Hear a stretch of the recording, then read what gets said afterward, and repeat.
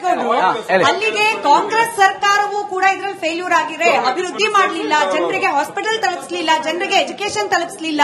ಹಾಗಾಗಿ ಏನ್ ಮಾಡಬೇಕು? ಬಾಲನ್ ಸರ್ ಹೇಳ್ತಿರೋ ರೀತಿಯಲ್ಲಿ ವಿದೇಶದಿಂದ ಯಾರೋ ಹಣ ಹಾಕ್ತಾರೆ, ಇಲ್ಲಿನ ಸಾಮಾಜಿಕ ವ್ಯವಸ್ಥೆಯನ್ನ ಅವ್ರಿಗೆ ತಕ್ಕಂಗೆ ಬದಲಾಯಿಸಿಕೊಳ್ಳಿಕ್ ಹೋಗ್ತಾರೆ, ಇಲ್ಲಿನ ಧರ್ಮ ಸಂಸ್ಕೃತಿಯನ್ನ ಯಾಕೆ ಅಭಿವೃದ್ಧಿ you meant it, we heard it. ಆಯ್ತಾ? ಅಭಿವೃದ್ಧಿ ಸರ್ಕಾರಗಳು ಕೊಡ್ಲಿಲ್ಲ, ನಮಗೆ ಸಂವಿಧಾನ ದತ್ತವಾಗಿ ಸಿಗಬೇಕಾದ ಹಕ್ಕು ನ್ಯಾಯವೂ ಕೂಡ ಸಿಗ್ಲಿಲ್ಲ.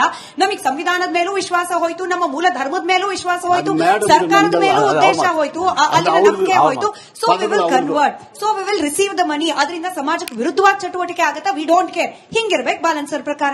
ಈಗ ಅವ್ರ ವಿಶ್ಲೇಷಣೆ ಆತರ ಇತ್ತು, ನಿಮ್ ವಿಶ್ಲೇಷಣೆ ಆತರ ಇದೆ, ನೇರ ಇದೆ ನಿಮ್ದು. ನಮಗ್ ಕೇಳಿಸಿದ್ದಂತೂ ಹಂಗೆ ಸರ್, ಜನರು ಬುದ್ಧಿವಂತರಿದ್ದಾರೆ. ಇರ್ಲಿ ಆದಾಗ್ಯೂ ನೋಡಿ, ಈ ದೇಶ ಇದೆಯಲ್ಲ, ಸಾವಿರಾರು ವರ್ಷಗಳಿಂದ ಶಿಕ್ಷಣ ಕೊಟ್ಟಿರಲಿಲ್ಲ, ಸಾವಿರಾರು ವರ್ಷಗಳಿಂದ ಮನೆ ಹಕ್ಕು, ಆಸ್ತಿ ಹಕ್ಕು ಕೊಟ್ಟಿರಲಿಲ್ಲ, ಬದುಕು ಹಕ್ಕು ಕೊಟ್ಟಿರಲಿಲ್ಲ, ಧಾರ್ಮಿಕ ಹಕ್ಕು ಕೊಟ್ಟಿರಲಿಲ್ಲ. ಅಂತವ್ರಿಗೆಲ್ಲ ಬಂದಿದ್ದ ಅವಕಾಶ ಬಂದಿದೆ 1952 ಇಂದ.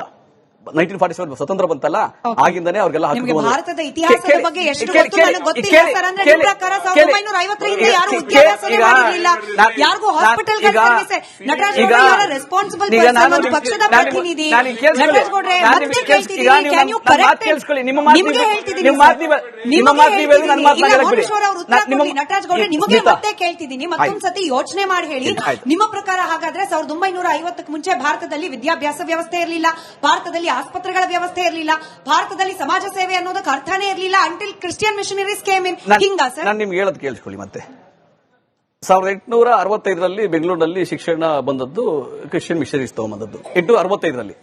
ಆದಾಗ್ಯೂ ಕೂಡ ಮೈಸೂರು ಸಂಸ್ಥಾನದಲ್ಲಿ 1919 ಪ್ರಕಾರ 12% ಮಾತ್ರ ಶಿಕ್ಷಿತರಿದ್ರು, ಅಂದ್ರೆ ಎಜುಕೇಟೆಡ್ ಪೀಪಲ್ ಇದ್ರು. 1947 ನಲ್ಲಿ 14% ಇಡೀ ದೇಶದಲ್ಲಿ ಶಿಕ್ಷಣ ಬಂದದ್ದು, ಅಕ್ಷರಸ್ಥರಿದ್ದು ಕೇವಲ 14% ಇಡೀ ದೇಶದಲ್ಲಿ. 1990 ನಲ್ಲಿ ಕರ್ನಾಟಕದಲ್ಲಿ ಮೈಸೂರಲ್ಲಿ ಮಾತ್ರ ಏನೋ ಮೀಸಲಾತಿ ಬಂದದ್ದು. ಆಯ್ತಾ? ಅದನ್ನ ವಿರೋಧ ಮಾಡಿದವರು ವಿಶ್ವೇಶ್ವರಯ್ಯನವರು. ಇರ್ಲಿ, ನಾನೇನ್ ಹೇಳ್ತಾ ಇದ್ದೆ ಅಂದ್ರೆ, ಎಲ್ಲರಿಗೂ ಹಕ್ಕುಗಳನ್ನ ಕೊಟ್ಕೊಂಡು ಈ ದೇಶದಲ್ಲಿ ಇವತ್ತು 80% ಶಿಕ್ಷಣ ವ್ಯವಸ್ಥೆ ಆಗಿದೆ, ಅಕ್ಷರಸ್ಥರಿದ್ದಾರಲ್ಲ, ಸಾಕ್ಷರತೆ ಇದೆಯಲ್ಲ, ಅದು ಆಗಿದ್ದು ಈ ಸಂವಿಧಾನ ಕೊಟ್ಟ ಅವಕಾಶಗಳಿಂದ. ಅದರೊಳಗೆ ಕಾಂಗ್ರೆಸ್ನ ಕೊಡುಗೆನೇ ದೊಡ್ಡದಿದೆ. 5 ಲಕ್ಷ ಹಳ್ಳಿಗಳಲ್ಲಿ ಶಾಲೆ ಕಟ್ಟಿದ್ವಿ ನಾವು. 5 ಲಕ್ಷ ಹಳ್ಳಿಗಳಲ್ಲಿ 70 ವರ್ಷ ಹೇಳ್ತಾರೆ ಯಾರಾದ್ರು, 5 ಲಕ್ಷ ಹಳ್ಳಿಗಳಲ್ಲಿ ಶಾಲೆ ಕಟ್ಟಿದ್ವಿ, ಆಸ್ಪತ್ರೆ ಕಟ್ಟಿದ್ವಿ, ಚಿಕ್ಕ ಮಾಡಿದ್ವಿ. 1850 ಇಂದ ಯಾರು ಮಿಷನರೀಸ್ ಮಾಡ್ತಾ ಇದ್ರು, ಸೇವೆಗಳನ್ನ ಮಾಡ್ತಾ ಇದ್ರು, ಅವರು ಕೂಡ ಮಾಡ್ತಾ ಇದ್ದಾರೆ, ಇವಾಗಲೂ ಮುಂದುವರಿಸಿದ್ದಾರೆ. ನಮ್ ಸಂತೋಷ ಇದೆ, ಅದರೊಳಗೆ ಏನು ತಪ್ಪಿಲ್ಲ. ಆದ್ರೆ ಅವ್ರನ್ನ ಟಾರ್ಗೆಟ್ ಮಾಡ್ತಾ ಇರೋ ಕೇಂದ್ರ ಸರ್ಕಾರದ ಉದ್ದೇಶ ಏನು ಅಂತ ನಮ್ಗೆ ಗೊತ್ತಿಲ್ಲ. ಅವ್ರನ್ನ ಯಾಕೆ ಟಾರ್ಗೆಟ್ ಮಾಡ್ತಾ ಇದ್ದಾರೆ ಅಂತ ಗೊತ್ತಿಲ್ಲ. ಯಾವಾಗ RSS ಸಂಸ್ಥೆ, ಸೇವಾ ಭಾರತೀಯ ಸಂಸ್ಥೆಗಳಿದಾವಲ್ಲ, ಬೃಹತ್ ಕಟ್ಟಡಗಳು, ಶಾಲೆಗಳು, ಎಲ್ಲಿಂದ ದೇಣಿಗೆ ಬರ್ತದೆ ಮಾಹಿತಿ ಕೊಡಲ್ಲ. ಯಾರು ನಿಮ್ಮ ಮೆಂಬರ್ಸ್ ಮಾಹಿತಿ ಕೊಡಲ್ಲ. ನಿಮ್ ನೋಂದಣಿ ಆಗಿದ್ಯಾ ಮಾಹಿತಿ ಕೊಡಲ್ಲ. ಪಾರದರ್ಶಕತೆ ಇದೆಯಾ ಮಾಹಿತಿ ಕೊಡಲ್ಲ. ನಿಮ್ಮ ಅಕೌಂಟಬಿಲಿಟಿ ಇದೆಯಾ ಮಾಹಿತಿ ಕೊಡ. RSS ಮತ್ತು ಅದ ಸಂಘ ಸಂಸ್ಥೆಗಳಿದಾವಲ್ಲ, 2500 ಚಿಕ್ಕ ಟ್ರಸ್ಟ್ಗಳು ಅದ್ರ ಜೊತೆಗೆ ಅಫಿಲಿಯೇಟ್ ಆಗಿದ್ದಾವೆ RSS ಜೊತೆಗೆ. ಅದಕ್ಕೆ ಬರ್ತದೆ ದುಡ್ಡು ದೇಣಿಗೆ, ಅಮೆರಿಕಾದಿಂದ, ಇಂಗ್ಲೆಂಡ್ ಇಂದ ಅಲ್ಲಿಗೆ ಬರ್ತದೆ ದುಡ್ಡು.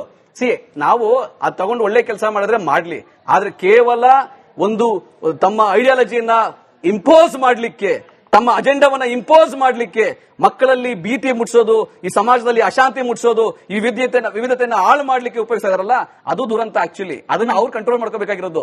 ಯಾರು ಒಳ್ಳೆ ಕೆಲಸ ಮಾಡ್ತಾ ಇದ್ದಾರೆ ಅವ್ರನ್ನ ಮಾಡಕ್ ಮುಂದೂಡಬೇಕು. ನೀವು ಈ ಕಾನೂನನ್ನ ಮಾಡಿ ಯಾರನ್ನೋ ಎದುರಿಸಬಹುದು, ಯಾವುದೋ ಜಾತಿಯನ್ನ, ಸಮುದಾಯವನ್ನ, ಧರ್ಮವನ್ನ ಎದುರಿಸಿ ಆಗೋದಿಲ್ಲ.